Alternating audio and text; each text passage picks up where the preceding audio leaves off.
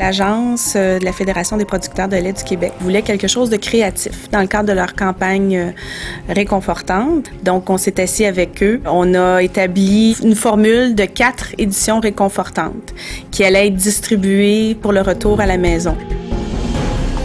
La première chose qui nous vient à l'esprit, donc, c'est de dire, OK, oui, le concept est le fun, mais qu'est-ce qu'on va mettre dedans? 50 000 copies en après-midi, pour moi, c'était pas faisable. On a des clients innovants, on a des agences innovantes, alors nous, on veut être le journal de ces agences-là, de ces clients-là. C'est un projet qui nous stimulait énormément, qui correspond entièrement à Métro. Notre équipe est très, très énergique, très dynamique, puis toujours prêt à embarquer dans ce genre de projet-là. Tout ça sans affecter notre distribution habituelle puis notre journal du matin. C'est sûr que quand on dit qu'on va faire un journal de plus, nécessairement, on se dit « Oh mon Dieu, est-ce qu'on va y arriver? » Chacun son métier. Moi, je suis dans la logistique. Et puis, je me dis, comment on va livrer ça à temps?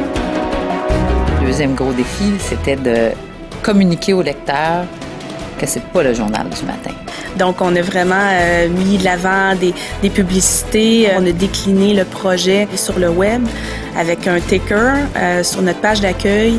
Nos camelots étaient positionnés à d'autres endroits que les endroits habituels. Journal Métro, édition réconfortante. Je pensais qu'on allait passer les 50 000 copies. Je pensais qu'on allait les passer aussi vite. C'était de voir l'engouement. Les gens avaient hâte de lire ce journal-là de nouvelles positives. Juste des bonnes nouvelles. On a décroché des sourires. C'était cool.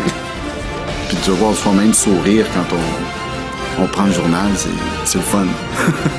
On a eu beaucoup de commentaires à cet effet-là. Les gens étaient comme « Enfin, c'est le fun, retourne à la maison. » Puis j'ai le sourire sur le visage. Donc, c'est le fun de remettre des nouvelles réconfortantes. Tu te sens bien.